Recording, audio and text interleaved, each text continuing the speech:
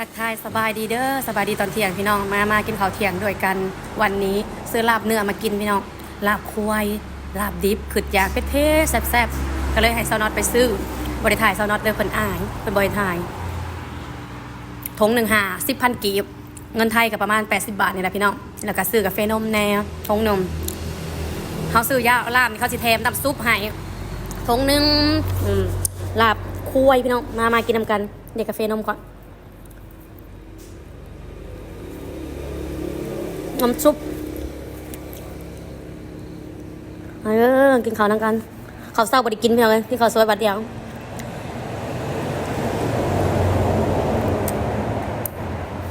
มากินกันเด้อทักทายสบายดีจ้าสบายดีพี่น้องมาเด้อไปกินลาบซีนเด้อลาบซีนนี่ประหยัดลาบซีนดิบนี่พี่น้องแล้วก็พักได้ก็ยังซอยจุนั่นนะพวกเขาเนี่ยพวกเขาเนี่ยเอาให้นะน้องบริอาลมมาสิ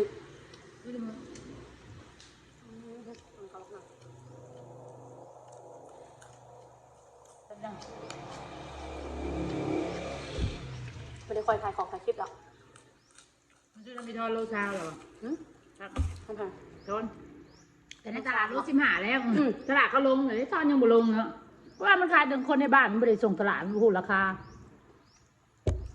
จังจะบอกไหมหรอมันลงแล้วน่าจะประมาณ10 โลยำเอามั้ง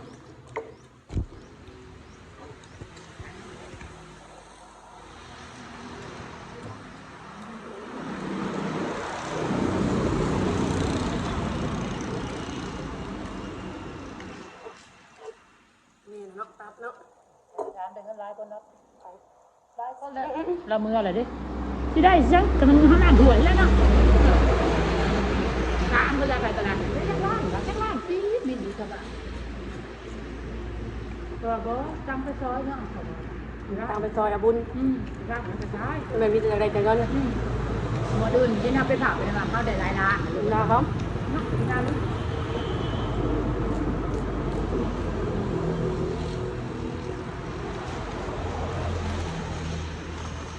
เป็นเงินหมูนอกไปจากซอยหมูเป็นแบบนั้นนี้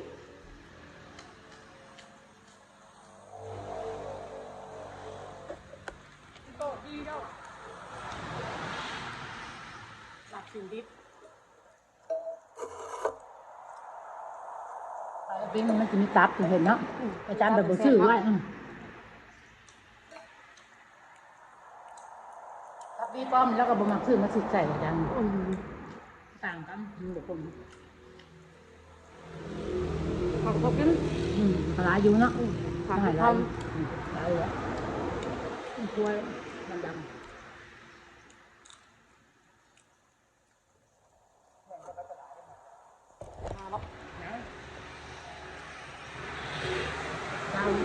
ไปซื้อเงินตลาดนัดบ้านบักกะลาย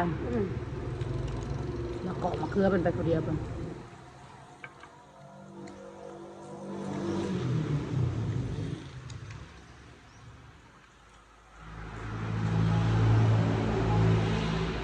ไม่ได้คอยถ่ายคลิปเพียงเหรอบ้านมะลิน้ำมาขึ้นไม่ได้คอยกินเขาก่อนมันไหลเนื้อซะเป็นตะซัง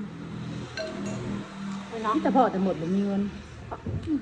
เอาคุณเจ็ดไหมของห้างเพราะเขาบึงเนื้อละเนื้อจ้ะมีว่ามีเงินเนาะเบื่อถ้าเราไปดูนะปักชุดถือมันของห้างนักคนรักเขาเจ็ดงงแบบนี้ห้ามวินคันห้ามวินในใจก่อนเลยขยมแล้วน้องเอาบ่หายร่วงก็จะเป็นอย่างนั้นล่ะบ่ว่าไอ้ก็อย่าสังเกตแบบนี้มื้อหนาก็จะมีเงินก่อนเนี่ยก็จ่ายบูชาได้บางแพงอ่ะเบี้ยกับเบี้ยคนเรือได้2 ถุงเอาไปใส่เด้อมาปีเป็นได้แล้วหนาเด้อแต้มขึ้นกับมิตรมิตรบ่แม่นให้สิได้มิตรลายสิอันนั้นแม่นจ้ะ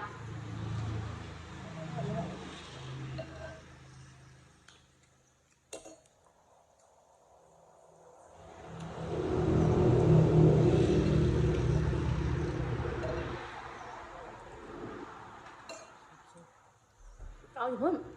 ฮะ เอาเพิ่มไปบังเอิญ ขนาดแล้ว ไปบังเอิญ เห็นเขาบ่มากเห็นบ่จะหายเงินเนาะแต่แบบเฉพาะเขากินมาแบบจ่ายกินมาตื่นนะนี่สังเกตเบิ่งจะมาเต้พออยากพีเป็นอย่างไร บังเอิญค่ะ ไม่นานก็บอกกันเป็นเกิด ไปบังเอิญ แต่สิอยากพพี่เพียงเลยเนาะแม่ละว่ะเป็นกระเด็นกระเดอแต่เขาบอกว่าพกแก่กับไม่หลายคนมันยิงกินบอกวิ่งเอาเลยหักมันมากินกับ2 คนหลังก็ว่าจะเยอะแล้วมันเป็นอย่างคนนะผู้ชายพอได้นะ คนกังวลนะอยู่สึก เคยนะ เคยอยู่ข้างหน้าเองข้างหน้าเองกันมาเด้อไปยังหมดสนมาหนูมาเอง แล้ นะ วทั้งไทยแล้วจะมีก่อนแล้วยังกับผมนี่เลิกย่างแบบนี้น้องบอกมีใครมาวนมาทางเก่งอยู่เลยแน่มันขึ้นนะมันขึ้นแม่ปูนะนี่เขาก็ว่าแห้งแล้วเมามาหา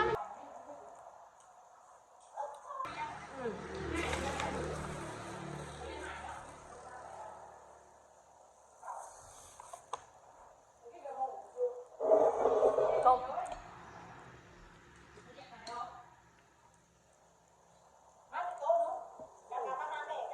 เทคเบอร์กับหายติดดอกเด้งเอาเขาแม่เจ้ามาโทรมาข่อยแล้วไปหักเอาข่อยอยู่ว่าเงินพี่น้องเราก็แค่ไปเงินบุญเอาเขาบอกใช้เงินยังเงิน60ไปติดหนี้เบี้ยเขาอีกนอนก็ยังบ่ได้เบี้ยก็ติดหนี้ถามเนาะเฮาก็เลยว่าบ่เมียเพิ่นบ่ได้มาเฮาเลยโทรถามถึงนั่งนี่ค่ะของปิดเกลือแม่พื้นแพงนี่แม่อยู่กับเมียนอนสบายเฮาบ่ได้ได้อีหยังขนาดเลยได้ใจมาเลยนะจะบอกดีใจไปบอกเรื่องนี้ค่ามันติดแปะเบี้ยนี่ก็มัน60ติดค่าราคาเนาะยังบ่ได้พันกว่าบาทว่ามันง่ายก็ร้านมันก็อัพเอาหาติดเกลือถ้าปั้น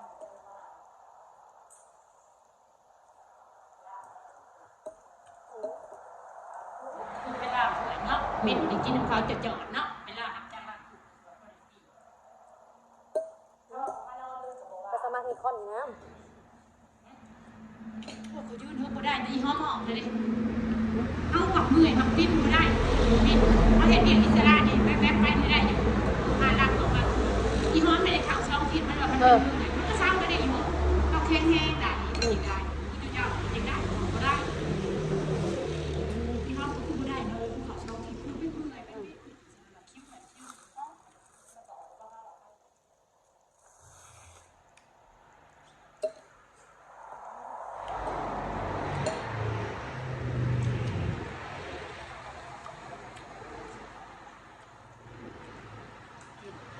แล้วก็ติดขวดเรา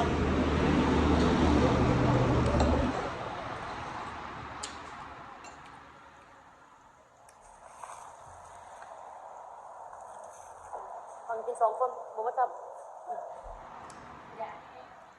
ำ30 กว่าเมี่ยอย่างไรสนัดกิน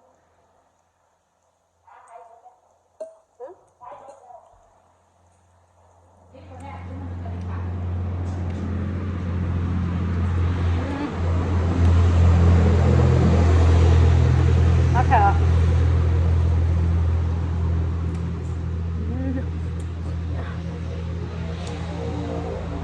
น่าก็ต้